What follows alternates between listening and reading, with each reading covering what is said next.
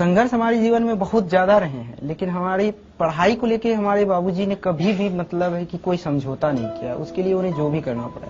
एक समय ऐसा था कि रहने के लिए घर नहीं था, तो फिर स्थिति ऐसी आई कि कैसे रहा जाए, मतलब कैसे क्या हो जाए। तो माँ लोग चली गई मामा घर, माँ और दोनों छोटी बहन।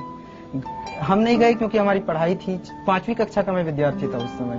तो मुझे आज भी याद है कि एक आदमी केवल सहयोग के लिए लिया गया था और बाकी ईंट मैं पकड़ाता था, बाबूजी खुद कर नहीं लेते थे और खुद मिट्टी का गारा से बनाया गया घर है ये, और खुद ये सब किए थे। तो ये सब जिंदगी के अनुभव है। मैं इसे कभी भी संघर्ष मानता हूँ इसको। दुख नहीं है, ये संघर्ष है। दुख और संघर्ष में अंतर ये होता है कि दुख होता है कि जिसकी क्षतिपूर्ति नहीं हो सके, किसी माँ के लिए उसके बेटे से अलग हो जाना या असामयिक मृत्यु, ये सब दुख है। लेकिन ये तो जीवन के अनिवार्य अंग है, इसको संघर्ष कहते हैं और संघर्ष हर एक के जीवन में है।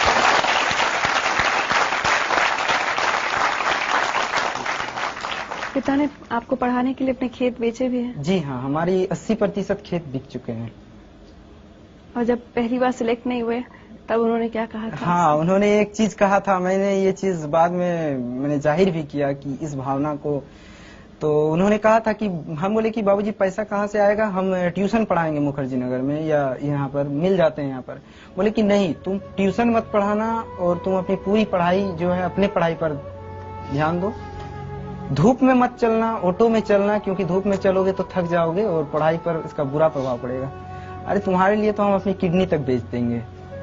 तो ये एक ऐसी बात थी जो मतलब है कि इस तरह की ये भावना इतनी महान है कि इस भावना के कारण हम कभी भी मतलब अपनी पढ़ाई, अपनी कमिटमेंट से पीछे नहीं हटे। एक बात बताइए, आज अगर आपके पिता आपके सामने खड़े हों तो आप उनसे क्या कहना चाहेंगे? देखिए, मेरे बाबूजी तो अभी मेरे गांव में हैं और शायद अगर इस प्रोग्राम को वो देख रहे होंगे तो मैं उनसे यही कहूंगा कि मेरी सफलता असफलता से अलग आपके बेटे होने में मेरी सार्थकता है और बस इसी सार्थकता को जीवन भर महसूस करना चाहिए।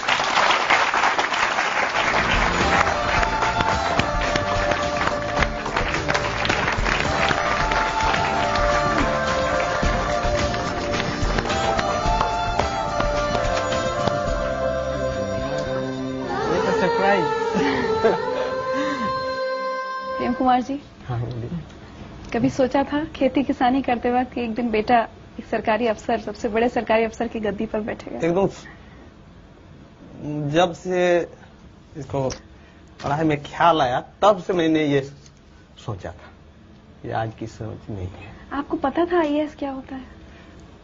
आईएएस क्या होता है ये पता नहीं था, लेकिन अफसर जो होते हैं मेरे जिला के, हाँ। उसको तो देखे थे। हाँ, सही बात है। कभी अपने बेटे से ये नहीं कहा कि अरे तुम नहीं कर पाओगे, तुम कहाँ, मैं नहीं तुम्हारा खर्चा पढ़ाई का उठा पाऊंगा? मैं कैसे कह दूं, वो कभी नहीं सोचा। मैंने खर्चा उठाने के लिए तैयार था, मेरे पास जमीन थी, जमीन बेच कर देते। मेरे पिताजी ने मुझे मरने के बाद दिए। अब वो जमीन में इसको देता मरने के बाद, तो ये मैंने सोचा कि मरने के बाद क्यों मैं दूं, अब ये दे दे, और रहेगा तो बेटा का और नहीं रहेगा तो बेटा का। उधर देखिए।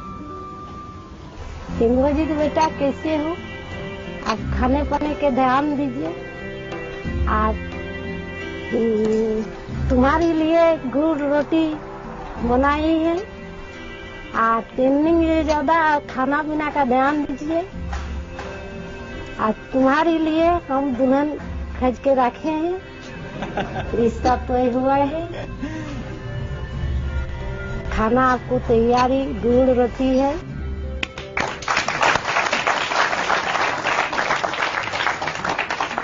गुड़ रोटी खाने का शौक है? हाँ जी हाँ। बहुत गुड़ रोटी खाता था। आपसे सारे देश के पिता सीख लें, एक मिसाल कायम की है आपने कि किस तरह से एक पिता अपने बेटे से ये तक कहता है कि मैं ये नहीं कहेंगे कि कोई अपनी किडनी बेचे, लेकिन आपने एक मिसाल कायम की है कि अपना सब कुछ कुर्बान कर बेटे को पढ़ाया, खेत बेचे। आज जिंदगी लाइफ की तरफ से आपको सम्मानित किया जा रहा है।